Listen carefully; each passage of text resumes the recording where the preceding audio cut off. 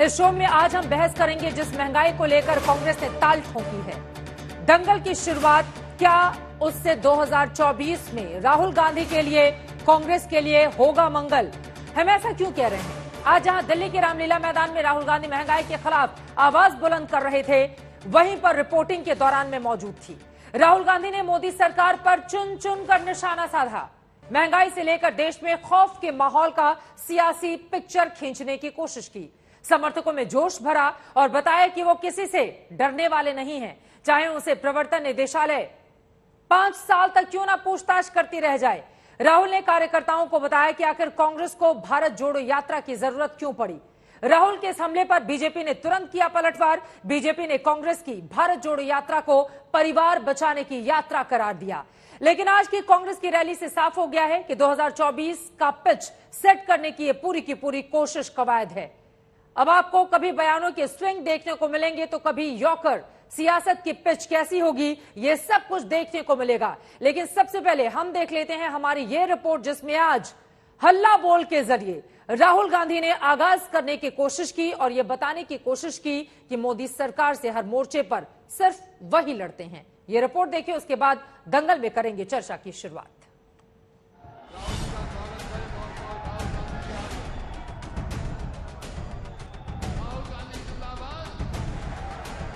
मैं एक बात समझाना चाहता हूं नरेंद्र मोदी जी को, मैं आपकी ईडी से नहीं डरता हूं, मुझे कोई फर्क नहीं पड़ता। आप 55 घंटे करो, 100 घंटे करो, 200 घंटे करो, 500 घंटे करो, 5 साल करो, कोई फर्क नहीं पड़ता मुझे। 5 अलग अलग टैक्स और जबरदस्त चोट।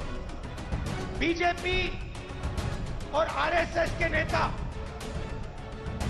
देश को बांटते हैं और जानबूझकर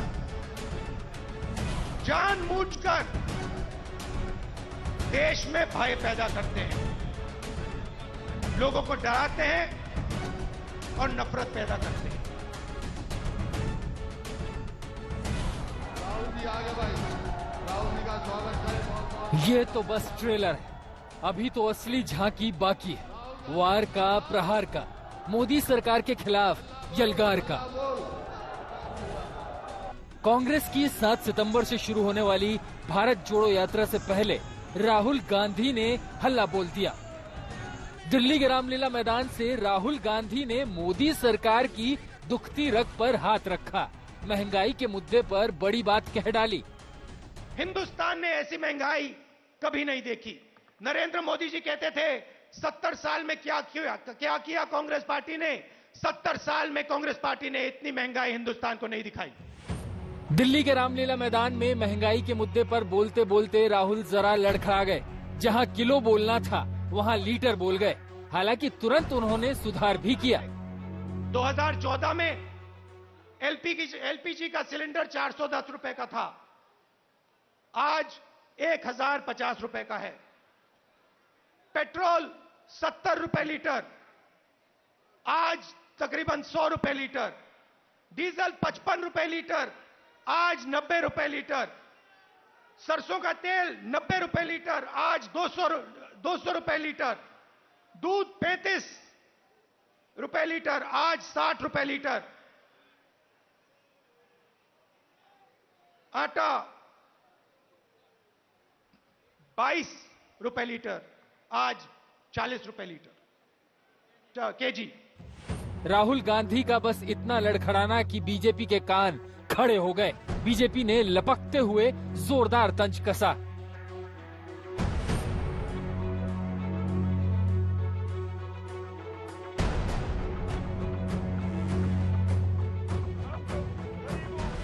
बीजेपी चाहे जो कहे, लेकिन कांग्रेस कार्यकर्ताओं में भी गजब का जोश देखने को मिला। और कम से कम आज रामलीला मैदान में जिस तरह की रैली का आयोजन किया गया है, महंगाई पर हल्ला बोल, उसके जरिए एक बहुत बड़ा संदेश, क्योंकि रामलीला मैदान के भीतर की बात करें या फिर बाहर वाले हिस्से की, जबरदस्त तरीके से भीड़ देखी जा रही है। जोश में कार्यकर्ता यहाँ पर नजर आ रहे हैं। लेकिन सबसे ज्यादा महत्वपूर्ण कांग्रेस अध्यक्ष पद का चुनाव होना है। लेकिन अगर आप मंच से सुनेंगे तो राहुल गांधी से शुरू, राहुल गांधी पर खत्म। कम से कम हर एक नेता, चाहे वो बहुत बड़े बड़े दिग्गज नेता हो, चाहे वो भूपेश बघेल हो, अशोक गहलोत हो, मल्लिकार्जुन खड़गे हो, दूसरे नेता हो एक सिरे से, क्योंकि हाल ही में हम सब ने देखा है नेतृत्व पर सवाल उठाते हुए, खासतौर से राहुल गांधी पर सवाल उठाते हुए कांग्रेस के कई दिग्गजों ने किस तरह से इस्तीफा दिया, जिसके बाद ये बहुत ज्यादा कांग्रेस पार्टी के लिए ऐसा लग रहा है कि जरूरी माना जा रहा था कि राहुल गांधी ही सर्वमान्य है कांग्रेस पार्टी के लिए, हमारे कार्यकर्ताओं के लिए। और आज की इस रैली के जरिए एक तरफ महंगाई को लेकर सरकार को घेरने की कोशिश, तो वहीं दूसरी तरफ राहुल गांधी को उनके कद को और ज्यादा बड़ा करने की इस कोशिश के तौर पर भी इस रैली को जरूर देखा जाना चाहिए। बिना थके बिना रुके दिल्ली के रामलीला मैदान में सियासत के अग्निपथ पर बढ़ते गए राहुल गांधी। मोदी सरकार पर चुन चुन कर हमला बोलते गए। उनकी आक्रामक शैली तो आज गजब की थी। उन्होंने दो हिंदुस्तान की अपनी पुरानी बातों को फिर से दोहराया। और आज दो हिंदुस्तान बन गए हैं, एक मजदूरों का, गरीबों का, किसानों का, बेरोजगार युवाओं का। उस देश में कोई सपना नहीं देखा जा सकता। उस देश में अगर आप रोजगार चाहते हो नहीं मिल सकता। अगर आप अपने बच्चों को कॉलेज यूनिवर्सिटी में भेजना चाहते हो आप नहीं कर सकते हो। उस देश में आपको अपना खून पसीना देना पड़ेगा और खून पसीना देने के बाद आपको कोई फायदा नहीं मिलेगा। राहुल गांधी ने केंद्रीय एजेंसियों के गलत इस्तेमाल का भी मुद्दा उठाया। पीएम मोदी को खुली चुनौती दे डाली।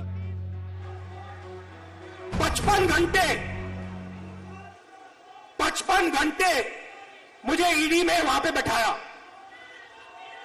मगर मैं एक बात समझाना चाहता हूं नरेंद्र मोदी जी को, मैं आपकी ईडी से नहीं डरता हूं, मुझे कोई फर्क नहीं पड़ता। आप 55 घंटे करो, 100 घंटे करो, 200 घंटे करो, 500 घंटे करो, 5 साल करो, कोई फर्क नहीं पड़ता मुझे। राहुल गांधी के इस जोश को पंचर करने के लिए चंद मिनटों बाद ही बीजेपी प्रेस कॉन्फ्रेंस करने चली आई। अगर सही बताएं तो ये रैली एक परिवार बचाओ आंदोलन था, एक परिवार बचाओ रैली थी। जिस प्रकार से नेशनल हेराल्ड केस में खुद इनके पूर्व मुख्यमंत्री, 4 बार के मुख्यमंत्री उत्तर प्रदेश के, दशकों पहले जिनकी मृत्यु हो चुकी है, उन्होंने भी नेशनल हेराल्ड के विषय को उठाया। और आज गांधी परिवार को लग रहा है कि वो संपूर्णतः घिर गए हैं, तो अपनी साख को बचाने के लिए, अपने अस्तित्व को बचाने के लिए उन्होंने इस रैली का स्वांग किया है। तो कैसा ये देखकर तो साफ हो गया है कि 2024 की लोकसभा की लड़ाई भीषण होने वाली है। बयानों के तीर बता रहे हैं कि कोई पीछे हटने वाला नहीं है। यहां हमारे मीडिया के मित्र हैं। इनका काम जो जनता के मुद्दे हैं उनको उठाने का होता है, मगर ये भी अपना काम नहीं करते हैं। 24 घंटा ये कैसे करेंगे? ये मीडिया उन्हीं दो उद्योगपतियों का मीडिया है। पूरा का पूरा मीडिया उन्हीं दो उद्योगपतियों के हाथ में है। राहुल जी का कहना था कि देश में नफरत और क्रोध भरा हुआ है। वैसे अगर ध्यान से आप लोगों ने सुना होगा तो आज राहुल जी के भाषण में नफरत और क्रोध था। और राहुल जी ने एक बात मगर बिल्कुल सही कहा। उन्होंने कहा कि नफरत केवल उसी के जहन में होता है जिसके मन में डर होता है। जिसके मन में डर नहीं, वो कभी भी नफरत को उत्पन्न नहीं कर सकता, वो कभी भी नफरत को जन्म नहीं दे सकता, वो कभी भी क्रोधी नहीं होता। बीजेपी के आरोपों के केंद्र में गांधी परिवार है, लेकिन राहुल इससे आगे बढ़ना चाहते हैं। यही वजह है कि कांग्रेस अपनी पुरानी गलतियों से सबक लेते हुए इस बार नई रणनीति के साथ आगे बढ़ रही है और इस सिलसिले को आसानी से समझा भी जा सकता है। 5 अगस्त को इसी साल राहुल, प्रियंका समेत कांग्रेस के नेताओं ने काले कपड़े में मोदी सरकार के खिलाफ प्रदर्शन किया। आज रामलीला मैदान से भविष्य की अपनी रणनीति का खाका खींचा। फिर 7 सितंबर से 134 दिनों तक कांग्रेस की भारत जोड़ो यात्रा। यानी बीजेपी के लिए 2024 का मुकाबला आसान नहीं है। एक तरफ राहुल गांधी अपने ओज और जोश से कांग्रेस में ऊर्जा का संचार करने में लगे, कांग्रेस के पक्ष में लगे, वहीं नीतीश समेत दूसरे नेता मोदी पर लगातार हमलावर हैं। ऐसे एकजुट हो गए तो 2024 का लोकसभा चुनाव दिलचस्प हो जाएगा। चित्रा त्रिपाठी, दिल्ली, आज तक। महंगाई पर दंगल, राहुल गांधी का क्या होगा मंगल, ये सवाल हम इसलिए भी खड़ा कर रहे हैं क्योंकि आपको बता दें कांग्रेस पार्टी के अध्यक्ष पद के लिए चुनाव होना है और जिस तरह की कवायद आज कम से कम देखने को मिली है कांग्रेस के कार्यकर्ताओं में, राहुल गांधी के नाम से शुरू और वहीं पर खत्म। वहीं दूसरी तरफ महंगाई के मुद्दे पर आर पार बीजेपी और कांग्रेस और इसी पर दंगल की शुरुआत हम करेंगे। खास मेहमान जुड़ चुके हैं, उनका परिचय आपसे करवा देती हूं। गौरव भाटिया जी, राष्ट्रीय प्रवक्ता भारतीय जनता पार्टी के हमारे साथ जुड़ चुके हैं। सुप्रिया श्रीनेश जी, प्रवक्ता कांग्रेस पार्टी के इस वक्त हमारे साथ जुड़ चुकी हैं। जावेद अंसारी साहब, सीनियर जर्नलिस्ट भी आपको टीवी स्क्रीन पर दिखाई दे रहे हैं। संजीव उनियाल जी, पॉलिटिकल एनालिस्ट के तौर पर हमारे साथ जुड़े हुए हैं। सबसे पहले आज सुप्रिया श्रीनेश जी, शुरुआत आपसे ही करते हुए, क्योंकि कुछ देर पहले बीजेपी के प्रेस कॉन्फ्रेंस हुई और उसमें चुन चुनकर राहुल गांधी पर निशाना साधते हुए यह कहा गया कि दरअसल ये महंगाई के लिए रैली नहीं थी, परिवार बचाने के लिए रैली थी और देश की अर्थव्यवस्था 5वें स्थान पर जा चुकी है। किस तरह से हम तेजी से ग्रोथ हासिल कर रहे हैं वो कांग्रेस पार्टी से पच नहीं रहा है। इस पर क्या है जवाब आपका? मुझे लगता है कि जो नाच ना आए वो आंगन टेढ़ा जरूर कहता है। आपको इकोनॉमी की समझ नहीं है तो आप 5वीं बड़ी इकोनॉमी के बारे में बात, वो अलग डिबेट है, उस पर मैं बाद में बात करूंगी। आप राहुल गांधी जी को कितना अटैक करिए, आप कांग्रेस को कितना अटैक करिए, हमें कोई फर्क नहीं पड़ता है। आप बस ये जवाब दे दीजिए कि पेट्रोल 70 से 100 कैसे पहुंचा, आप ये जवाब दे दीजिए कि डीजल 55 से 90 कैसे पहुंचा, सरसों का तेल 90 से 200 के पार कैसे है, दूध 35 से 60 कैसे पहुंचा और आटे को 22 से 40 क्यों कर दिया गया। आप एक बात और जवाब दीजिए, आज 1/4 आत्महत्या, 1/4 25% आत्महत्या इस देश में रोज करने वाले दैनिक दिहाड़ी मजदूर क्यों है? ये गरीबी और गुर्बत है, ये महंगाई और ये बेरोजगारी के कारण है।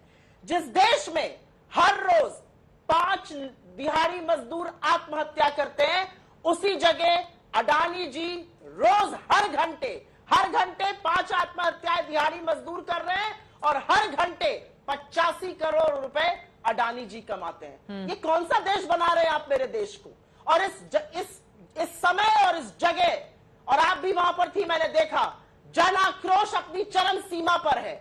लोग बेरोजगार हैं, उनकी आय घट गई है, आप उनका कमर तोड़ रहे हैं महंगाई से, और अगर इसके बारे में कोई बात करता है तो आप उल जलूल की बातें करते हैं। ठीक है, मैं सिर्फ एक बात कहूंगी कि मूल मुद्दा महंगाई और बेरोजगारी है। उससे ध्यान भटकाने के लिए भारतीय जनता पार्टी जो भी करना चाहती है कर ले।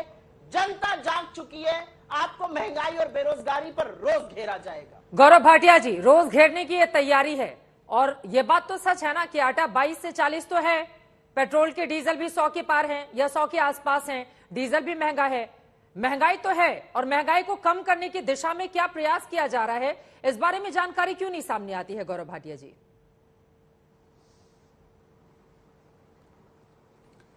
चित्रा जी, मैं आपके प्रश्नों का भी उत्तर दूंगा। जो राहुल गांधी ने कहा उस पर भाजपा ने प्रेस वार्ता करी है, कुछ बिंदु मैं भी जोड़ूंगा।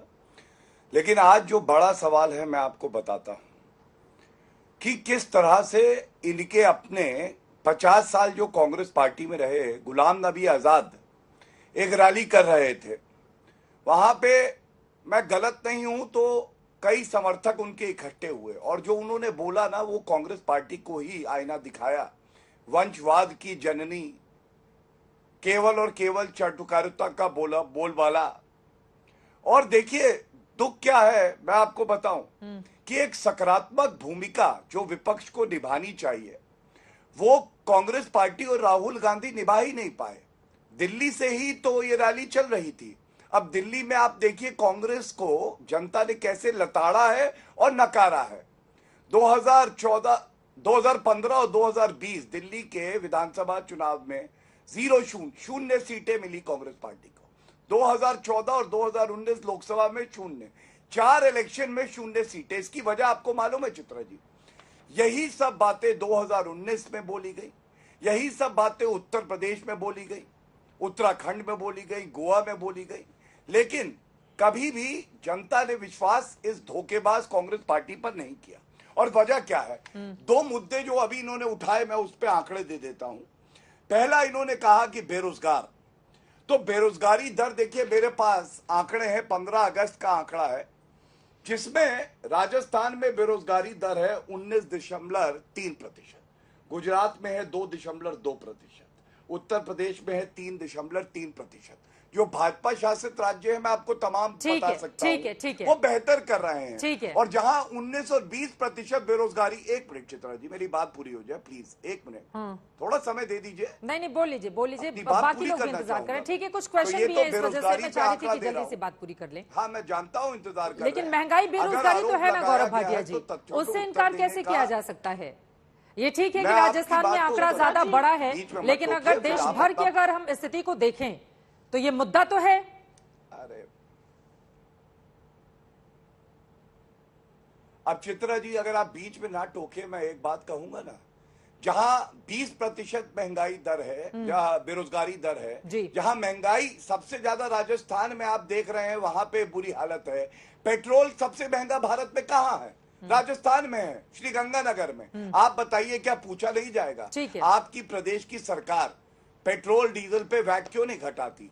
बेरोजगारी क्यों नहीं कम करती? दूसरी बात, महंगाई पे करी, एक आंकड़ा और दे दूं, औसतन इनके जो 10 साल सरकार रही यूपीए की, महंगाई दर 9 से 11% आर्य सुप्रिया जी, उनकी और बात हमारी कितनी है?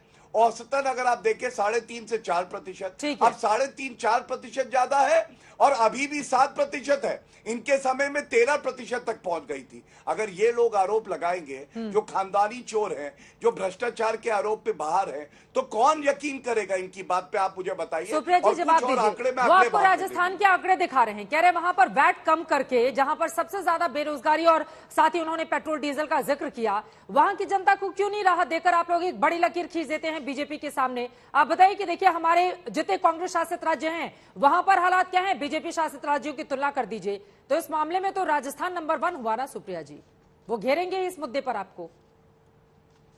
नहीं, अब आप, हाँ, अब 2 मिनट रुक जाइए, क्योंकि उन्होंने बड़ी सारी बातें उठाई है, मैं उन सबका जवाब दे दूंगी। मुझे लग रहा था सार्थक बहस हो सकती है, लेकिन वो निम्न स्तर की बहस हमेशा से करते हैं, खानदानी चोर कहेंगे तो आप जैसे झांसा और फेकूराम के उपासकों को कुछ बताना पड़ेगा। आप सुनिए ध्यान से।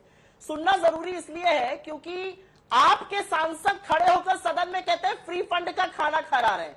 ये देश लोगों का है, ना भाजपा का है, ना संघ का, और ना वहां से चेक आता है। एक सुरक्षा अधिनियम है खाने का, खाद्य सुरक्षा अधिनियम, उसके खिलाफ, उसके अंतर्गत आप खाना दे रहे हैं लोगों को। आपके सांसद खड़े होकर कहते हैं फ्री फंड का खाना खा रहे हैं। एक और सांसद है, बहुत पढ़े लिखे, महंगाई है ही नहीं, मिल ही नहीं रही है। इनकी वित्त मंत्री, जीडीपी लगातार गिर रहा है, संकुचित हो रहा है जीडीपी। ये अलग बात है कि प्रवक्ता और फेक न्यूज के सरगना फैलाते हैं जीडीपी बढ़ रहा है, बाद में पता चलता है तो संकुचित हो गया 4th क्वार्टर से 1st क्वार्टर, इस साल तो चुप हो जाते हैं। फाइनेंस मिनिस्टर की क्या प्रायोरिटी है? जाकर लड़ना एक आईएएस से कि राशन की दुकान पर मोदी जी का फोटो क्यों नहीं? छोड़िए उस सबको, फाइनेंस मिनिस्टर की असलियत सुनिए। अब आप मोदी सरकार की चलिए, मैं उत्तर दूंगा, इधर उधर की बात करेंगे ये लोग। इन्होंने बढ़ाया जीएसटी पर, अभी आप नहीं उत्तर दे सकते, अभी मैं बोल रही हूं। जीएसटी पर इन्होंने बढ़ाया टैक्स, और उसके बाद ठीकरा फोड़ा राज्य सरकारों पर। सारा दूध का दूध पानी का पानी हो गया जब छत्तीसगढ़ और कांग्रेस के मुख्यमंत्रियों ने निकाल दिया मिनट्स ऑफ द मीटिंग और कहा ये है हमारा आपत्ति, हमारी बात नहीं सुनी गई। और यहां पर मैं आपके दर्शकों के लिए एक बात जरूर बता देना चाहती हूं, जब आटे पर, मरने पर, शमशान पर जीएसटी बनने पर लगाया जा रहा था, पेंसिल और कागज पर जीएसटी लगाया जा रहा था, तब हमारी सरकारों ने इसका विरोध किया था। लेकिन हमारी सरकारों को या तो केंद्र का साथ चाहिए था या 25 राज्यों का चाहिए था। ठीक है, 25 में चलिए चित्रा जी, बराबर समय दीजिए, अच्छा तभी लगेगा। टैक्स की मार ये लेकर आए हैं। ठीक है, दिक्कत की बात ये है कि जिस देश में बेरोजगारी और महंगाई है, उस, एक मिनट सुन लीजिए, क्योंकि ये बार बार यूपीए काल की बात करते हैं। यूपीए काल में जीडीपी संकुचित नहीं हुई थी, जीडीपी 36.85 लाख करोड़ हो गई है, 40 लाख करोड़ थी। ठीक है, अब इसमें कैसे जवाब हो गई? लेते हैं। दो और इसका मेहमान भी मतलब हमारे साथ हैं, उनके बेरोजगारी पास भी जाना है। बढ़ ठीक गई है, और मुझे समझ में आ गया। मैं उत्तर आपने भी दूंगा लगातार आपकी। हमने जो ग्राफिक्स के जरिए बनाए हैं वो अपने दर्शकों तक दिखाते रहेंगे कि यूपीए सरकार और एनडीए सरकार में किस तरह का फर्क है। लेकिन बड़ी आबादी को जो फ्री में अनाज दिया जा रहा है उसका जिक्र भी बार बार बीजेपी की ओर से किया जाता है। सुप्रिया जी, गौरव भाटिया जी, इनके आरोपों पर आप जवाब दीजिए, उसके बाद में बाकी मेहमानों के पास यूपी आऊंगी। में तो बंद जावेद कर दिया अंसारी गया। जी भी हमारे साथ यूपी जुड़े में हुए बंद कर दिया हैं। गया। हाँ, एक बंद कर दिया गया है, एक बंद किया गया है। क्यों बंद किया गया? ठीक है, ये सवाल मैं ले लेती हूँ, पूछ लेती हूँ। क्यों बंद किया ठीक गया? है, ठीक है, सुप्रिया जी के सवालों पर जवाब। खाना कहते हैं ये लोग। ओके, हम सुनेंगे ये ठीक बात। है सुप्रिया जी। गौरव भाटिया जी, जवाब दीजिए आप। चिल्लाए नहीं प्लीज, इनसे कहिए शांत रहे। 62% टैक्स कमाएगा देखिए, जो मैंने ये तथ्य रखे कि बेरोजगारी दर- ठीक है, अब गौरव भाटिया जी को बोल लेने शांत दीजिए। कराइए। सुप्रिया जी, ठीक है, एक एक करके अब अपनी शांत बात कराइए। रखेंगे। गौरव भाटिया जी प्लीज, शांत है वो। हाँ, धन्यवाद। देखिए, सबसे पहले मैंने क्या कहा, बेरोजगारी दर 20% है राजस्थान में, कुछ नहीं बोली मैडम, चुप्पी साध गई, जैसे राहुल गांधी चुप्पी साधे रहते हैं जब बात करते हैं। मैंने कहा महंगाई इनके समय में 9 से 11% औसतन थी, 13% तक पहुंच गई थी। हमारे यहाँ औसतन 3.5 से 4% है। मैंने आंकड़ा दिया, इन्होंने कुछ नहीं बोला। तीसरा आंकड़ा मैं दे देता हूं। ये गैस की बात करते हैं, मेरे हाथ में देखिए है, ये कागज है। आपको मालूम है सबसे महंगी गैस 1241 रुपए की 1 जनवरी 2014 को मिली। और उस वक्त रेणुका चौधरी से पूछा गया कि इतनी महंगी गैस क्यों मिल रही है आम जनता को, तो बोली चित्रा जी 1241 रुपए की गैस नहीं ले सकते हैं, क्या महंगाई है। और मनमोहन सिंह जी ने बोला पैसे जो है वो पेड़ों में नहीं लगते। तो 3 चीजों पे मैंने आपको उत्तर दिया। चौथा, किसानों पे आज राहुल गांधी खुद बोल रहे थे, बिना अध्ययन के बात करते हैं, कहते हैं 70,000 करोड़ का कर्जा माफ किया। अरे सशक्तिकरण हो गया। 1,86,000 किसानों ने 10 साल में यूपीए के कार्यकाल में आत्महत्या करी। हमने 2 लाख करोड़ रुपए उनको मजबूत करने के लिए, सशक्तिकरण के लिए, हर बार हम 2,000 की इंस्टॉलमेंट साल में 3 बार देते हैं। कौन ज्यादा अच्छा काम कर रहा है? 2 लाख करोड़। और एक बात मैं और कहूंगा, देखिए सुनिए, हमारे 2 की सरकार चलाते अरे हैं। ठीक है, बीच में मत आपकी बोलिए। ठीक है, चित्रा जी, एक शांत एक करके। कराइए, गलत बात। ठीक है, ठीक है, ठीक है, प्लीज जल्दी से बाकी 2 लोग भी प्लीज इंतजार गलत कर रहे हैं। जल्दी से प्लीज गौरव गलत भाटिया बात। जी। हाँ ठीक है, वो नहीं बोलेंगे, बोलिए। धन्यवाद। अब मैं एक सकारात्मक बात करता हूं। आज पूरे विश्व में 2 बार तो मिला है आपको मौका, अगर बोल नहीं पाई राहुल गांधी की तरह पोपट है तो हम क्या करें? शांत हो जाइए अब। चलिए, 2 बार बोला है आपने, खूब ठीक समय है, गौरव दिया। भाटिया जी, चित्रा ठीक है। जी, ये जो सब सकारात्मक बात है वो जरूर करनी चाहिए हर चर्चा में। प्लीज सबसे पहले बिल्कुल नहीं, बिल्कुल नहीं, थोड़ा शब्दों की मर्यादा का ख्याल रखेंगे। हाँ, तो आप बीच में बोल रही हो। मैंने टोका है उनको, सुप्रिया शिने जी, मैंने टोका है उनको, गलत शब्दों का इस्तेमाल नहीं करें, मुद्दे पर बात करते हैं। गौरव भाटिया जी अपनी बात पूरी कीजिए। जावेद अंसारी जी भी बहुत देर से इंतजार कर रहे हैं, संजीव बुनियाल जी भी प्लीज थोड़ा सा व्यक्तिगत टिप्पणी से बचते हुए। ठीक है सुप्रिया जी, मैं ध्यान रख रही हूँ, वो नहीं बोलेंगे प्लीज। गौरव भाटिया जी, ठीक है, ठीक है सुप्रिया जी। वो बोलने की आदी है, उसके अलावा कुछ चित्रा बोल जी, नहीं हर सकते। डिबेट में जब ये यही कांग्रेस उनका की प्रवक्ता talent आती है, हैं, यही बोल सकते वो, सुनिए, इसके आगे नहीं बोल सकते। शांत कराइए तब मैं बोलूंगा। आपकी धज्जियां उड़ा देती है। चित्रा जी, अभी और विषय रखूंगा, लेकिन एक बात जरूर धज्जियां उड़ा कहूंगा, देती हर है। डिबेट में अच्छी बात है। दोनों लोग साथ में बोलेंगे प्लीज। सुप्रिया जी, अरे जब आपकी चलिए, बारी थी वो जमानत शांति से जब्त हो सुना गई थे। थी दोनों लोग आपकी। साथ में बोलेंगे, आ समझ गई। में नहीं आएगा, प्लीज एक एक करके। गौरव भाटिया जी, देखिए यहाँ पर राहुल गांधी एक और बात का जिक्र करते हैं, वो आंकड़े कुछ लेकर आए। उन्होंने कहा कि हमने 27 करोड़ लोगों को गरीबी से निकाला, जबकि बीजेपी की सरकार ने 23 करोड़ लोगों को फिर से गरीबी में ढकेल दिया है। जल्दी से अपनी बात पूरी कर ले, 2 और लोग इंतजार कर रहे हैं। प्लीज सुप्रिया जी, आप उनके टर्न में मत बोले। गौरव भाटिया जी। चित्रा जी, मैं आपत्ति दर्ज करके एक बात कहूंगा। शुरुआत आपने कांग्रेस की प्रवक्ता से करी कि आपके शो पर आई हूं तो वो गाली देंगे और मैं सुनती रहूंगी। वो नहीं बोलेंगे सुप्रिया जी, मैं देख रही हूँ, वो मैं ध्यान रख रही हूँ इस चीज का। वो नहीं बोलेंगे, वो नहीं बोलेंगे, मैंने टोका था उनको, प्लीज अब उनको बोलने दीजिए। 2 शब्द बोल चुके अभी तक, आपने टोका नहीं। गौरव भाटिया, मैंने टोका था उनको। गौरव भाटिया जी प्लीज। 2 बार बोल चुके थे मेरे बोलने के बाद। चित्रा जी, मैं भी आपसे ये उम्मीद करता हूं कि कांग्रेस की प्रवक्ता हर बार बीच में बोलें, टोकें, गलत शब्दों का इस्तेमाल करें और उसके बाद अपने समय में भी बोले ये सही नहीं है। धज्जियां उधेड़ दी, अरे धज्जियां तो आपकी उधड़ गई थी, जमानत जब्त हो गई थी, चुनाव आप हारी और कोई नहीं हारा, जैसे राहुल गांधी हारा। और मैं जो सकारात्मक बात कर रहा हूं, मैं वो पक्ष रखना चाहता हूं। आज भारत सबसे मजबूत होकर ग्राम प्रधानी का चुनाव लड़ लीजिए। अरे चलिए, जमानत जब्त। चुनाव लड़कर दिखाइए। अब देखिए फिर यहाँ पर बोल आके रही है। बदतमीजी से बात करिएगा। चलिए। अरे निगम देखा, पार्षद बौखलाहट का चुनाव देखिए लड़के इन पे। दिखाइए। प्लीज, कभी सपा, चित्रा कभी जी शांत भाजपा, करा कभी लीजिए। इधर। अब यहाँ जब पर आप आप लोगों इनको को शांत चुप कराने कराएंगी, में ही तब पूरा मैं वक्त बोलूंगा। चला जाएगा, फिर मैं बाकी मेहमानों के पास कैसे जाऊंगी? सवाल बड़ा है, मुझे लग रहा है आप दोनों ही अपनी अपनी पार्टियों के इतने वरिष्ठ प्रवक्ता हैं और मुझे इस तरह की टिप्पणी करनी पड़े ये ठीक नहीं है। गौरव भाटिया जी, आपसे भी, सुप्रिया श्रीनेत जी प्लीज आपसे भी, बिना किसी व्यक्तिगत टिप्पणी के, क्योंकि दर्शकों का जो समय है वो महत्वपूर्ण है। यहाँ पर एक दूसरे पर व्यक्तिगत टिप्पणी सुनने के लिए दर्शक नहीं बैठा हुआ है आज तक पर। प्लीज मेन मुद्दे पर सुप्रिया जी उनको बोल लेने दीजिए। फिर वो आपकी टर्म में नहीं बोल रहे थे, वो आपके टर्म में नहीं बोल रहे थे। हाँ, वो नहीं बोलेंगे, अब नहीं बोलेंगे, वो नहीं बोलेंगे, हो गई बात। अब मेन मुद्दे पर आ जाते हैं, सुप्रिया श्रीनेत जी प्लीज, व्यक्तिगत टिप्पणी पर नहीं जाते हुए। गौरव भाटिया जी प्लीज अपनी बात को आगे बढ़ाइए। ठीक है सुप्रिया जी, समझ गई मैं आपकी बात। ओके, ये आप उस समय आप नहीं बोली, आप प्रवचन सबको मत दीजिए, मुझे बौखला गई। उन्होंने बदतमीजी शुरू करी, बौखला गई। उनको बताइए कैसे बोलना चाहिए। बौखला गई है। व्यक्तिगत टिप्पणी वो करेंगे, अपशब्द वो कहेंगे, और ज्ञान मुझे ज्ञान मत दीजिए, उनको दीजिए, उनको जरूरत है ज्ञान की आपके। अपशब्द उन्होंने शुरू करे, व्यक्तिगत टिप्पणियां उन्होंने शुरू करी। गौरव भाटिया जी, क्योंकि ये मुद्दे पर बोल सुनिए चित्रा जी, अब आप उनको बोलने देंगी, वरना फिर आपका ऑडियो डाउन करूंगी मैम, तो अच्छा अगर नहीं लगेगा। भटकाएंगे ये तो ठीक नहीं है ना सुप्रिया जी, प्लीज आप भी इतनी वरिष्ठ हैं, थोड़ा सा सम्मान कर लीजिए। डिबेट की मर्यादा को समझिए ना मैम। आपको इतनी देर से टोक रही हूँ, इतनी देर से मैं टोक रही हूँ आपको, आप मेरी बात नहीं सुन रही हैं। मेरे पास वही ऑप्शन है। गौरव जी अपनी बात जल्दी से खत्म कीजिए, जावेद अंसारी जी के पास में। किसने शुरुआत की? ठीक है, हो गए, उन्होंने शुरुआत किया, वो नहीं बोलेंगे, हो गई आपकी बात। प्लीज गौरव भाटिया जी जल्दी से। चित्रा जी, एक मुद्दा और जो ये कह रही हैं कि आपत्तिजनक बात बोली, मैं कहता हूं नेशनल हेराल्ड जो घोटाला किया उसमें राहुल गांधी, सोनिया गांधी क्या भ्रष्टाचार के आरोप पे बेल पे बाहर नहीं है? आप बताइए। वो सर्वोच्च न्यायालय तक गए, सर्वोच्च न्यायालय ने मामला रद्द नहीं किया, यही सत्य है। अगर सत्य सुन के बौखलाएंगी तो कैसे काम चलेगा? दूसरी बड़ी बात, आपको किसी भी संवैधानिक संस्था पे क्यों विश्वास नहीं है?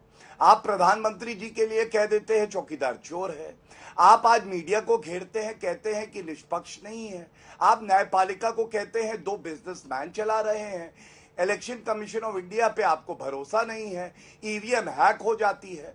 दिक्कत क्या है? जनता इनको नकार चुकी है।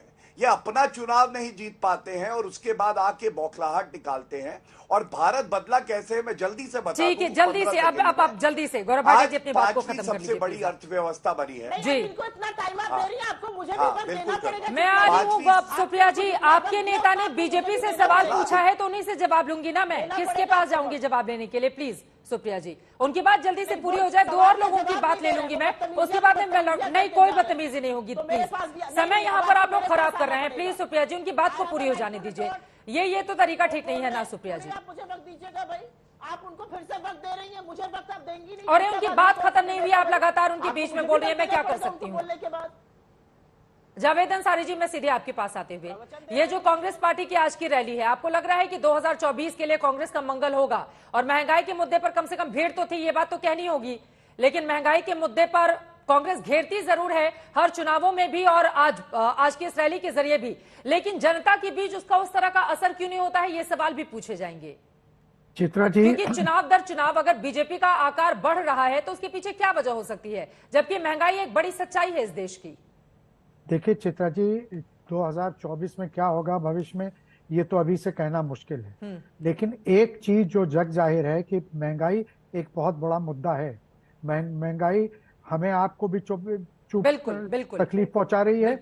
जो एक साधारण, जो बेचारा रेडी की दुकान हमारे आपके मीडिया प्लेक्स के सामने रखता है, उसको भी अच्छे लोगों को, तो ये तो एक मुद्दा है। अब कांग्रेस या विपक्ष इसको भजा के वोट में क्यों नहीं परिवर्तन कर पा रहा है, वो एक अलग डिबेट का है, उसमें और बहुत कमजोरियां हैं। महंगाई उस तरह से असर क्यों नहीं करती, यही तो मैं आपसे पूछना चाह रही हूँ, क्योंकि यूपी और उत्तराखंड इलेक्शन के दौरान भी महंगाई एक बड़ा मुद्दा था, लेकिन उसके बावजूद अगर बीजेपी 403 में से 270 से ज्यादा सीटें जीत लेती है तो महंगाई उस तरह से असर करती है नहीं करती है, या आपको लग रहा है कि कुछ कमी है विपक्षी नेताओं में? हालांकि आज की रैली को अगर हम छोड़ दें तो उस आक्रामक तरीके से इस मुद्दे को लेकर आगे नहीं जा पाते ये लोग। नहीं, देखिए उसमें बहुत सी वजह है, और चुनाव के वक्त दुर्भाग्यपूर्ण यह है कि हम और आप किस वर्ग से बिलोंग करते हैं, किस धर्म से बिलोंग करते हैं, उसके बिना पे जाके ज्यादातर वोट देते हैं। हम फिलहाल ये सब चीजें भूल जाते हैं, इसलिए ये भी एक बहुत बड़ा मुद्दा है। इस असलियत से उसमें ये जोड़ दीजिए मोदी जी की लीडरशिप, उनका व्यक्तित्व, एक इनके पास जो ऑर्गेनाइजेशन है, जो इलेक्शन मशीनरी, ये सब भी उनका एडवांटेज है। बिल्कुल, लेकिन बिल्कुल। एक जो बुनियाद है, बुनियाद तो जिस चीज पे बनी है ये आप भी जानती हैं, हम भी जानते हैं। आपने इतने इलेक्शन कवर किए हैं, हम लोगों ने जो अपनी आंख से देखा, जो कान से सुना, उससे कैसे न कर दें। वो भी एक जग जाहिर असलियत है। आप बताइए कि यूपी में इतने लोग, सैकड़ों लोगों की जान गई, लोगों की लाश गंगा जी में बह रही थी, उसके बावजूद, और सब यही कहते थे, पक्ष विपक्ष दोनों के, कि अब तो गए, लेकिन उसके बावजूद क्या हुआ? तो ये जो बात है, जो आखिरी की वोट देने के वक्त जो चीजें, जो इश्यूज सामने होते हैं, लेकिन वहीं दूसरी तरफ ये भी तो कहा गया ना जावेद अंसारी जी कि दरअसल बीजेपी के ही तमाम नेता सड़कों पर उतरकर कोरोना के काल में नजर आए। विपक्षी दल उस तरह से दिखाई नहीं दिए जिस तरह से वो मदद कर सकते थे। अगर सुख दुख में उनके वो खड़े नहीं होंगे, इस तरह की भी बातें आई, और शायद उसी का असर हो गया कि गंगा में लाश बहती रही, उसके बावजूद बीजेपी ने अच्छा कर लिया, क्योंकि कोई भी विरोधी दल का नेता उस तरह से सड़क पर नजर नहीं आया। ये भी सवाल है। लेकिन संजीव उनियाल जी, मैं आपके पास आते हुए चुनाव दर चुनाव, देखिए आज इस बात का जिक्र मंच से भी हुआ, न सिर्फ अशोक गहलोत ने, भूपेश बघेल ने, बाकी नेताओं की ओर से भी कहा गया कि आप चुनाव दर चुनाव जीत रहे हैं। इसका मतलब ये नहीं कि महंगाई के मुद्दे पर आपको मोहर लग रही है। महंगाई एक बड़ा मुद्दा है और उसको एड्रेस कीजिए, और उसी के खिलाफ इतना जनसैलाब भी उमड़ा था जो कांग्रेस पार्टी दावे कर रही है। चित्रा जी, 3-4 बातें तो इसको हल्के में तो नहीं ले रही है सरकार? नहीं, मैं 3-4 बातें जरूर कहना चाहूंगा राजनीतिक विश्लेषक होने के नाते कि ये रैली इस टाइम क्यों करी गई, इसके पीछे का एक बार आपके करोड़ों दर्शकों को पता होना चाहिए। मुझे लगता है कि जो ईडी के लगातार छापे, ऑर्गेनाइजेशनल लेवल पर G23 का अलग से होना, गुलाम नबी आजाद का एकदम आक्रामक होकर इनको पर अटैक करना, और आपको लगातार अपने ही लोगों से हताहत होना आपको ये प्रतीत करता है। साथ में आप ये भी देखें कि नीतीश कुमार जब अलग हुए तो सबसे पहले खुश कौन हुआ? कांग्रेस खुश हुई। उनको लगा कि 2024 के लिए हमारे पास नेतृत्व नहीं है, परंतु एक ऐसा व्यक्ति आ गया जो नेता पैदा कर पाएगा। तो मुझे लगता है विभिन्न परिवार भी अपने आप में, कांग्रेस के पास भी प्रश्न चिन्ह था कि क्या उनके पास कोई ऐसा नेता है। तो राहुल अपने आप को प्रूव करने के लिए यहाँ पर है। दूसरी बात, मैं महंगाई की बात करता हूँ आपसे। नहीं, आप कह रहे हैं कि आज राहुल गांधी अपने आप को प्रूव कर रहे थे इस रैली में। चित्रा जी, हो सकता है कि अध्यक्ष पद का चुनाव भी होना है कांग्रेस में कुछ दिन के बाद। हाँ बिल्कुल बिल्कुल। और भारत जोड़ो यात्रा की भी शुरुआत होने वाली है 7 सितंबर से। एक बात और चित्रा, कि महंगाई हो सकता है बहुत बड़ा रीजन हो, आज है, अनडाउटेडली है। मेरी पॉकेट से भी ज्यादा पेट्रोल पैसे जाते, परंतु मुझे ऐसा लगता है जब नेतृत्व इस कद का हो जो कि सर्वव्यापी पूरे संसार में आपका टंका बजा दे, और सामने वाले को नजर आता हो, करोड़ों लोग को, कि एक ईमानदार व्यक्ति है, ये अपना सर्वस्व लगा के अपने देश के लिए लगातार खड़ा रहता है, ये देश के लिए उस टाइम खड़ा रहता है, और इंडियनाइज्ड इंजेक्शन, कोविड के इंजेक्शन बनाने तक के, वैक्सीन के इंजेक्शन बनाने तक के लिए लोगों के साथ खड़ा रहता है, और आर्मी के साथ खड़ा रहता है, लोग की गरीबों के साथ खड़ा रहता है। तो महंगाई बहुत गौण हो जाती है, बहुत छोटी हो जाती है। एक बड़ा विषय लोगों के सामने नजर आता है कि ये देश दोबारा से विश्व कल्याण की तरफ बढ़ रहा है। तो अच्छा, मुझे लगता है ईमानदार नेता होना अपने आप में इस बात का प्रतीक है कि हाँ, वो समय जब आएगा, जब हम पूरी तरह से दोबारा इसको चुन के लाएंगे तो शायद महंगाई भी काबू आ जाएगी। मतलब आप कह रहे हैं कि मोदी है तो ही भरोसा है, वही है तो मुमकिन है। अब इस पर सुप्रिया शिनेक जी वो कह रहे हैं चूंकि उनका कद इतना बड़ा है कि बड़े सारे ऐसे मुद्दे हैं जो अगर जनता को चुभते भी हैं तो मोदी से ही उम्मीद की जाती है कि जब इनको लेकर आएंगे तो यही उन कष्टों से राहत दिलाएंगे। ईमानदार नेतृत्व की वजह से। सुप्रिया शिनेक जी, देखिए ऐसा है चित्रा जी, कि मैं मोदियाबिंद से ग्रसित नहीं हूं। मेरा भारत के लोगों में यकीन है, भारत के युवाओं के भविष्य की चिंता है। मुझे मोदियाबिंद नहीं हुआ है तो मैं ऐसी उलझुल बातें नहीं करूंगी। विश्व में तो डंका तब बज ही रहा है, हम 4.5 लाख मौतें कह रहे हैं, वो प्रूव कर रहे हैं कि 45 लाख मौतें हुई हैं। बीच में मत बोलिए, आपके बीच में नहीं बोली थी, बीच में मत बोलिए आप। कांग्रेस के लोगों का संजीव जी, मैं आपके बीच में नहीं बोली थी। बोलने लायक कुछ है ही नहीं भाई। भाजपा के प्रवक्ता आके बता दिया करें कितने प्रवक्ता यहाँ पर बैठे हैं। यहाँ पर आकर पॉलिटिकल विश्लेषक अगर आपके मोदिया पास बिन विषय नहीं है, चश्मा पहन के बात पर्सनल करेंगे अटैक तो चश्मा उतारने का काम भी हम ही करेंगे। आप पर्सनल बीच अटैक में मत इसलिए बोलिए, करती हैं क्योंकि मैं विषय विषय नहीं की है बात आपके नहीं पास। बोल रही हूँ। 4.5 लाख मौतें हमने उस बोली, परिवार को बचाइए। 45 लाख देश दुनिया बता देश को रही है बचाने हमारे के लिए यहाँ। नेतृत्व हमारे है। यहाँ आज दुनिया पूछ रही है ह्यूमन परिवार राइट को वायलेशन बचाइए, क्यों हो रहा है। परिवार ये बीच में क्यों बोल रहे हैं भाई? ठीक इनको है क्या हो संजीव गया? जी, एक बार आप चुप हो जाइए, उनकी बात पूरी हो जाए, उसके बाद मैं जवाब दे चित्रा लूंगी। जी, मैं ठीक है, बदतमीजी तो नहीं सहूंगी नहीं किसी नहीं की। सुप्रिया सुने जी प्लीज, ठीक है, अच्छा भी नहीं लगेगा, पूरा देश देख रहा है आप लोगों को, ठीक है, और यहाँ पर जो बदतमीजी करके सहने को जाएगा किसी की जनता नहीं उसका फैसला करती है। मुझे यहाँ पर बदतमीजी ज्यादा नहीं किसी को करेंगे। टोकने की जरूरत नहीं पड़ेगी। लाइव शो है, जनता देख रही है कौन क्या कर रहा है। सुप्रिया जी अपनी ये बात को आगे बदतमीजी बढ़ाए। ना संजीव करें तो बुनियाद जी अच्छा प्लीज, रहेगा। कोई नहीं कर रहा है। सुप्रिया जी लगता ठीक है- है, कोई नहीं कर रहा है, अपनी बात को आगे बढ़ाइए आप। मुझे लगता है नोकझोंक जो है वो राजनीतिक प्रतिद्वंदियों में होनी चाहिए, शैडो बॉक्सर्स में नहीं। बदतमीजी मत करिए प्लीज बीच में। मैं फिर से वो बात कहूंगी, दुनिया में तो आज हमारा पर्दाफाश हो ही रहा है। 4.5 लाख मौतें हम कहते हैं, 45 लाख दुनिया बता रही है। दुनिया बोल रही है ह्यूमन राइट वायलेशन हो रहा है इंडिया में। दुनिया कह रही है प्रेस फ्रीडम इंडेक्स में हम गिर गए। दुनिया कह रही है लोकतंत्र में हम गिर गए। हंगर इंडेक्स में हम बांग्लादेश और पाकिस्तान के पीछे। क्या हाल कर दिया आप देश का, और यहाँ पे डंका बजा रहे, पता नहीं किसका डंका बज रहा है। मोदियाबिंद के ग्रसित भक्तों का डंका बज रहा है। मैं फिर से एक ही बात कहूंगी चित्रा जी, जो विश्व का सबसे युवा देश है, अगर उस युवा देश में सरकार कहती है बेरोजगारी है ही नहीं, महंगाई है ही नहीं, तो समाधान कहां से आएगा? सरकार आज भी आंखों पर पट्टी बांधने का काम करती है। जब सरकार से बात करो महंगाई की तो वो मुद्दे को भटकाते हैं। 5 अगस्त को क्या हुआ? काले कपड़ों पे बोलने लगे। अरे आप बोलिए महंगाई क्यों बढ़ी है? 2 रुपए दूध का दाम बढ़ते बढ़ते 35 से 60 दूध हो गया। 20% लोगों ने हिंदुस्तान में दूध पीना छोड़ दिया है। उसके बारे में बोलेंगे नहीं। कुपोषण सबसे ज्यादा हिंदुस्तान में है, क्यों है? क्योंकि गरीबी बढ़ रही है।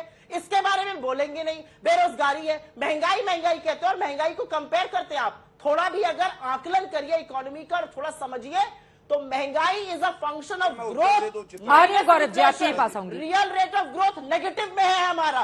ये बात करेंगे इकोनॉमी पर। रियल रेट ऑफ ग्रोथ क्या है आपका? आपने ग्रोथ को तो छोड़ दीजिए, जीडीपी को संकुचित कर दिया है। ये दिक्कत की बात है।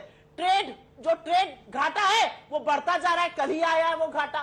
तो किस तरह की बातें करते हैं ये लोग? इनसे मुद्दों पे पूछिए ना। 35 से 60 दूध क्यों हुआ, 22 से 40 ठीक है, आप गौरव भाटिया जी से मैं जवाब ले लेती हूँ। ठीक है, ठीक है, 55 से 90 डीजल क्यों हुआ? ठीक है, इस बात का जवाब दीजिए गौरव भाटिया जी।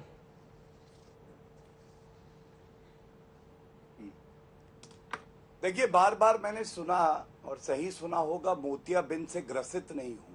आपको मालूम है चित्रा जी, मोतियाबिंद से ज्यादा खतरनाक सोनियाबिंद है। इसमें होता क्या है, आपको जो असलियत होती है वो दिखाई नहीं देती है। कैसे झूठ बोल दिया जाता है चैनल पे। मैं डंके की चोट पे कहता हूं, इन्होंने कहा शमशान घाट पर जब अंतिम संस्कार होगा उस पर जीएसटी लगेगा।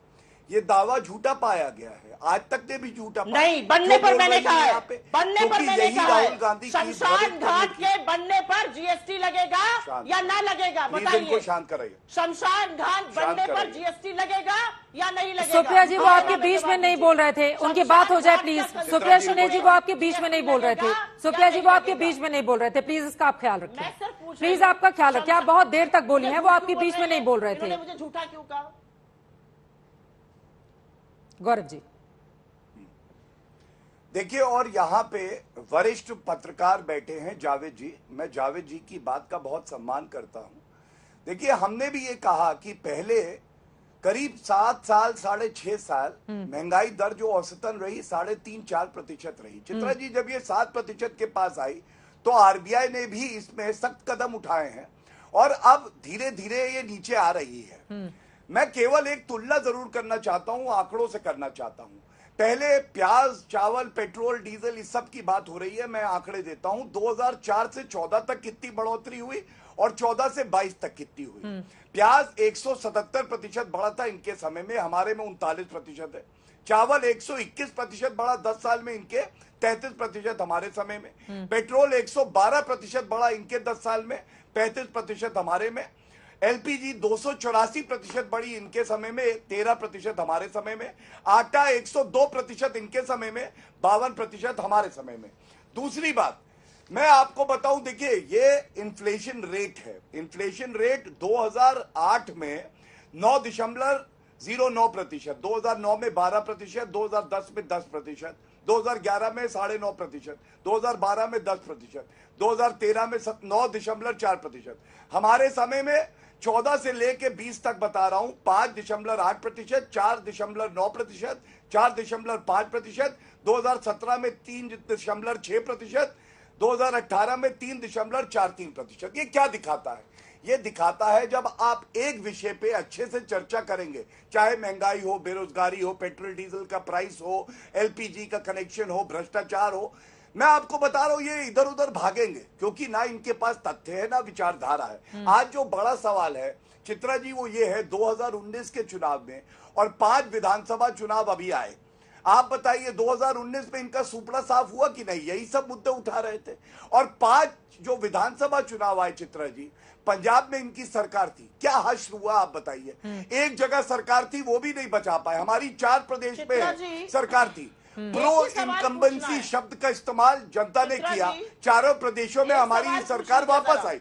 क्या ये नहीं दिखाता कि मोदी जी की इतना बड़ा प्रवचन दे दिया, महंगाई चुप कराइए अभी है या नहीं? अरे अभी शांत करा लीजिए चित्रा जी, फिर मैं कुछ कहूंगा, 3 शब्दों में फिर मैं बोलूंगा तो बुरा लगेगा। है या नहीं है? नहीं आप शांत हो जाइए, मैं आपकी बात अपने तरीके से कहूंगा चित्रा जी को। ठीक है, उन्होंने सुन लिया है, 3 बार सुन लिया है, सुन लिया है, ये चौथी बार। ठीक है, जवाब ले लेती हूँ अब जल्दी से गौरव भाटिया जी। ठीक है, इस बात का जवाब दे दें, हाँ या ना, हाँ या ना, महंगाई और बेरोजगारी समस्या है या नहीं है? या ये घोटम पेल जलेबी जमाई जाएगी, छानी जाएगी? महंगाई या बेरोजगारी समस्या सुप्रिया श्रीनेत जी या नहीं? महंगाई और बेरोजगारी, एक सेकंड, वो क्या बोलेंगे? एक सेकंड सुनिए, हम आंकड़े दिखा रहे हैं सुप्रिया जी, लेकिन इसी से पलटकर अगर कांग्रेस पार्टी से सवाल पूछ लिया जाए, आप बार बार मोदिया बंद की बात कर रही हैं। देखिए बिना किसी व्यक्तिगत टिप्पणी के सुप्रिया जी, मैं आ रही हूँ गौरव भाटिया जी, एक सेकंड। देखिए मैम, अगर 2018 के सिर्फ इस साल को छोड़ दें तो 2014 के बाद कांग्रेस पार्टी का 2022 तक क्या हश्र हुआ ये बताने की जरूरत नहीं है। कांग्रेस आज जरूर हल्ला बोल कर रही है, लेकिन उसे दिल्ली में आपका आंकड़ा क्या है? आम आदमी पार्टी कांग्रेस की जगह लेती हुई दिल्ली में चली गई, पंजाब से वो 92 सीटें जीत जाती है, आप लोग कहां आ जाते हैं? कांग्रेस पार्टी का उत्तर प्रदेश जैसे सबसे, एक सेकंड सुनिए ना, आंकड़ा सुनिए, आप आंकड़ा सुन लीजिए, क्योंकि जो जनता है वो मुहर लगाती है, न सिर्फ व्यक्ति के। आप मेरी बात सुनिए, आप तो इतना बड़ा बोल रही थी, बोलने दीजिए। नहीं ये ठीक नहीं है, ये ठीक नहीं है। सुनिए ना, उत्तर प्रदेश जैसे 403 सीटों वाले सबसे बड़े राज्य में कांग्रेस पार्टी 2 सीटें, अरे सवाल पूछ रही हूँ, आप इतना चिढ़ क्यों जाती हैं? आप इतना चिढ़ क्यों जाती हैं? हमने ये मंच दिया है आपको बात करने के लिए। मैम आप मेरा सवाल सुन लीजिए, उत्तराखंड हो, उत्तर प्रदेश हो, मोदिया बिंद से चिढ़ती हूँ और मैं चिढ़ती रहूंगी। तो उस मोदिया बिंद का क्या करेंगे जो लगातार देश की जनता उनको बिठा कर रखी हुई है सिराखों पर? 2014 के बाद 19 में तो 303 सीटें और मिल गई उनको, फिर तो देश की आधी आबादी हो जाएगी ना मोदिया बिंद। ये तो कोई शब्द नहीं होता ना सुप्रिया श्रीनेत जी। अगर आपको लगता है या यहाँ बैठे किसी भी व्यक्ति को लगता है कि चुनाव जीतने का मतलब है जनता का गला रेता जाएगा और लोगों को बेरोजगार रखा जनता जाएगा, किस नेतृत्व पर मुहर लगा रही है, इसका वो मतलब होता है कि जनता तक अपनी जगह कौन बना रहा है। उसको गलत तरीके से मत लेकर जाइए सुप्रिया जी, उसको गलत। ये गला रेतना कौन सा शब्द है? कौन रेत रहा है गला? गला रेतना कौन सा शब्द है सुप्रिया श्रीनेत? मिस सुप्रिया श्रीनेत, गला कौन रेत रहा है? गला कौन रे? ये तो सर तन से जुदा वाले नारे की तरह हो गया ना, ये तो गलत बात है सुप्रिया श्रीनेत जी। अरे बिल्कुल परेशान है, महंगाई बेरोजगारी मुद्दा है, ये तो मैं खुद बोल रही हूँ, महंगाई बेरोजगारी मुद्दा है। अच्छा, सारी सत्यनिष्ठा तो आप ही के अंदर है, सारी सत्यनिष्ठा तो आपके अंदर है सुप्रिया श्रीनेत जी। गला रेतना क्या है? क्या कौन किसका गला रेत रहा है? मैं पूछ रही हूँ कौन किसका गला? मैम ये बहुत गंभीर विषय है, कौन किसका गला रेत रहा है? लोगों का 5 लोग रोज मर रहे हैं इस देश में, दैनिक मजदूर है, रोज आत्महत्या कर रहे हैं। 5 हर घंटे पे 5 दैनिक मजदूर आत्महत्या कर रहे हैं। आपको नहीं लगता ये सरकार की नैतिक जिम्मेदारी है? आपको लगता है सरकार चुप हो जाए तो हम चुप बैठ जाएंगे? आपको लगता है सरकार, अरे कौन कह रहा है आप चुप हो जाइए? बन जाए तो हम कुछ देश में मजबूत सशक्त विपक्ष का होना जरूरी है, लेकिन इसका मतलब ये नहीं कि इतने जोर जोर से चिल्ला के। मैम देखिए, अभी मैं मीडिया पर ज्ञान रामलीला मैदान में सुनकर आई हूँ, आपकी बहुत रिस्पेक्ट करती हुई। एक सेकेंड मैडम सुप्रिया श्रीनेत जी, इसी टीवी कैमरे पर हमारे ही एक सेकंड सुनिए ना सुप्रिया शिने जी, आपका सर्टिफिकेट नहीं चाहिए, आपका सर्टिफिकेट नहीं चाहिए मैडम, आपका सर्टिफिकेट नहीं चाहिए प्लीज। सुप्रिया शिने जी, उसकी जरूरत नहीं है, उसकी जरूरत नहीं है। अगर यहाँ पर हम बैठे हुए हैं तो उस योग्यता से ही बैठे हुए हैं, इसके लिए किसी नेता की सर्टिफिकेट की जरूरत नहीं है। सुप्रिया शिने जी, आप इस तरह के शब्दों का, ये मोदिया बिंदु कौन सा शब्द है मैडम, ये मोदिया बिंदु कौन सा शब्द है? अरे आप क्यों नहीं, आपसे पलट के सवाल पूछ लो आप चिढ़ जाती हैं, आपसे पलट कर सवाल पूछ लो आप चिढ़ जाती हैं। पॉलिटिकल विशेषज्ञ जावेद, एक सेकंड मैडम, जैसे जावेद अंसारी को हमने बुलाया है वैसे ही संजीव बुनियाल जी भी हैं। व्यक्तिगत टिप्पणी करना यहाँ पर जरूरी नहीं होता है। मेरे लिए जैसे सुप्रिया शिने आप हैं वैसे ही मेरे लिए संजीव बुनियाल जी भी हैं। 4 विंडो में कोई कमी हम यहाँ पर नहीं करते हैं, लेकिन ये तरीका ठीक नहीं है। विशेषज्ञ, कभी रक्षा विशेषज्ञ, वो सब आरएसएस के लोग होते हैं। अच्छा, बताती आपकी आरएसएस से, तो आप बता दीजिए, आपका मुंह तो किसी ने बंद करके नहीं रखा है ना मैडम, तो आप बोल दीजिए, आपको किसी ने मना किया है? सुप्रिया शिने जी, आप बोलिए, कौन मना करके रखा हुआ है इसका? एडिटर आप है शो की, ये सब भी मैं बता दूंगी। बता तो आप ही रही हैं, मैंने तो उनका परिचय करवा दिया है, लेकिन आप अपनी सहूलियत की राजनीति के हिसाब से अगर बात करेंगे तो ठीक नहीं होगा। मैं अपना काम कर रही हूँ और किसी के सर्टिफिकेट की जरूरत नहीं है। सुप्रिया शिने जी, सुप्रिया शिने जी, सुप्रिया शिने जी, आरएसएस के प्रवक्ता क्यों होते हैं? मतलब आप जावेद अंसारी को भी बता रही हैं क्या? जावेद अंसारी को भी बता रही हैं क्या? जावेद अंसारी को भी बता रही हैं? जावेद अंसारी को भी बता रही हैं? जावेद जी भी बैठे हुए हैं, जावेद जी को भी बोल रही हैं। मोदिया बिन से जो ग्रसित है उसके बारे में बात करूंगी। अब ये मानसिक बीमारी तो कैसे खत्म होगी भगवान ही जाने, लेकिन अब कम से कम जो महत्वपूर्ण मुद्दा है, इस देश को ये समझना होगा, यकीनन सरकार को भी, कि कम से कम महंगाई और बेरोजगारी एक बड़ा मुद्दा है। कांग्रेस पार्टी ने हल्ला बोल रैली के जरिए यकीनन सरकार को घेरने की कोशिश की, लेकिन उसी के साथ पैरेलली सवाल यह भी उठता है कि महंगाई जैसा बड़ा मुद्दा 2018 के बाद लगातार है, उसके बावजूद भारतीय जनता पार्टी का दायरा बढ़ता हुआ क्यों चला जा रहा है? महंगाई असर नहीं करती या तमाम और दूसरे बड़े मुद्दे हैं जो बीजेपी लेकर जाती है वो घर कर जाती है? अब इसी द्वंद के बीच आगे राजनीति कांग्रेस और बीजेपी की कैसे आगे बढ़ेगी, कौन पड़ेगा किस पर भारी, इस पर लगातार रहेगी आज तक की नजर।